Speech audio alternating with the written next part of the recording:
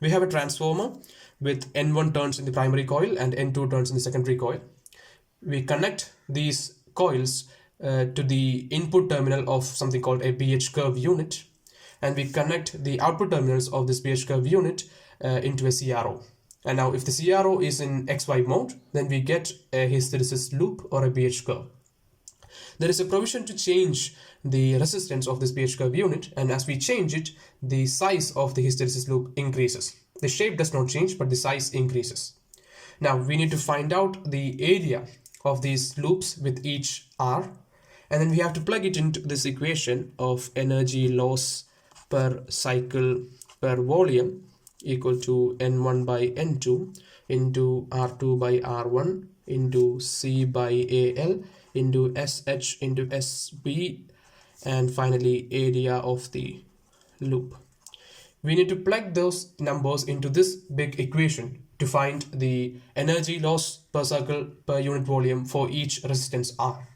Now this equation may seem daunting because of its size, but it's really simple because most of these terms are constants that are provided to you by the manufacturer. Like this N1 represents the number of turns in the primary coil and N2 the number of turns in the secondary coil. But when you look at this equation closely, you find something. There are these terms that are just there without any explanation. For example, why the fuck do we have a capacitance term in here? There is no capacitor anywhere in this diagram, and we have this second resistance. And for that, we need to look inside the BH curve unit. Now, when we look inside the BH curve unit, we find that there is an integrator inside there. So as we know, an integrator is an op-amp with a resistance in series and a capacitance in parallel, and this resistor is R2 and the capacitor is C. Okay, but that doesn't answer the question. Like, okay, there is an integrator within the BH curve unit, but why do we need one? What are we integrating? Now for that, we need to derive this equation from seemingly fundamental laws of electricity and magnetism. So assume that we supply a magnetizing current into this primary coil. We can call that current I equal to I1 sine of omega t.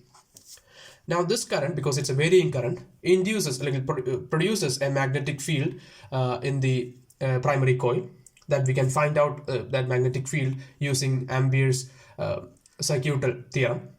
By the way, we use the term H for magnetic field here, magnetic field, and we reserve the term B for magnetic flux density. Now this might seem confusing to some of you because we usually use B as magnetic field and H as magnetizing field or something like that, but here we are using these terms in this way, and they are related by the relation B equal to mu 0 into H. Okay, let's keep that there. Now using Ampere's circuital theorem, we have line integral of B dot dl equal to mu 0 into I. Now for the moment we are just considering the amplitude part of it. We know that there is a varying part to these current and magnetic field that we are about to obtain and everything, but we are just considering the amplitude, the maximum values, just because we are looking for a qualitative appreciation of this equation and not particularly the nitty-gritty terms. But still, then again, we can use this, we can integrate this and write B dot L equal to mu 0 I, use B equal to mu 0 H to find out the value of H, mu 0 I, then therefore H equal to I by L. Now since there are N1 terms, let's just write, like we can use I1 here. Let's just write H equal to N1 I1 divided by L. So this is our first equation. We have our magnetic field here. Now, because of this magnetic field, according to Faraday's law, an EMF would be because of this magnetic field, and since it is varying, we have not shown the varying part here, but still we know that it's varying because the current is varying, and because of this varying magnetic field, an EMF will be induced in the secondary coil according to Faraday's law. So an EMF induced according to Faraday's law, we have epsilon equal to N2 into d phi by dt. So N2 refers to the number of turns in the secondary coil. We know that magnetic flux phi equal to B into area.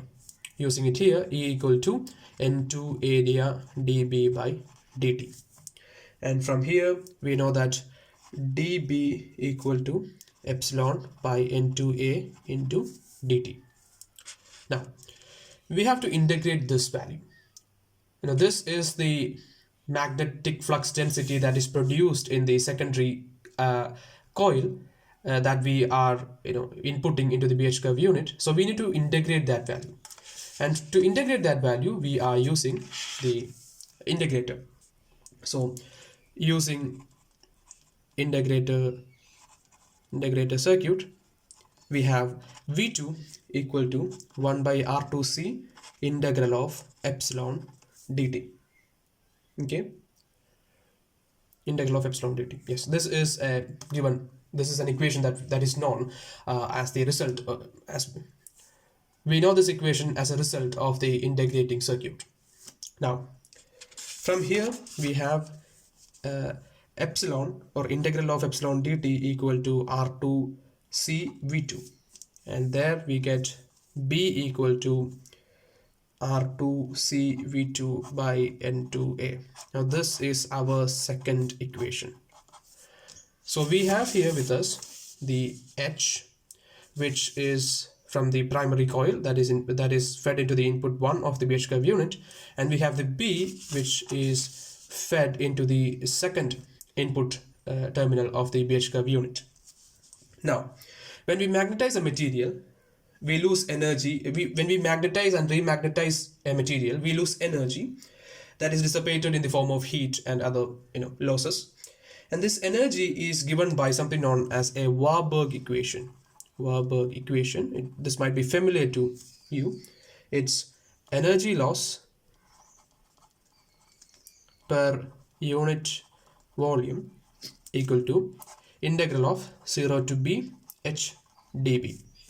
Now we can write this as integral of 0 to B H dB by dt into dt, and then we can substitute these terms from our previously obtained results and get N1 by L I1 into R2C by N2A V2 into T. That T is time, and we take the T to the left hand side and we get energy loss per cycle, that is per unit time per unit volume, equal to N1 by L, and we can write this I1 as V1 by R1 and R2 by C, N2A and V2.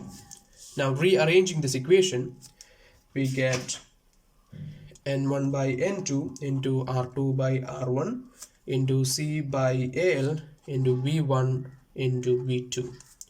Now this term V1 into V2 represents the area of the loop that we obtain from the CRO, area of the loop. Now we need to consider the varying terms in here as well as the fact that the area as represented in the CRO terminal or CRO display might not be the true area. We need to account for the scale by which we are representing the values within the CRO. That's why we use the terms S1 and SH and SV. They are vertical sensitivity and horizontal sensitivity to make sure that the area is scaled properly. So that's how we get this particular equation, and that's why we need to use an integrator circuit and all.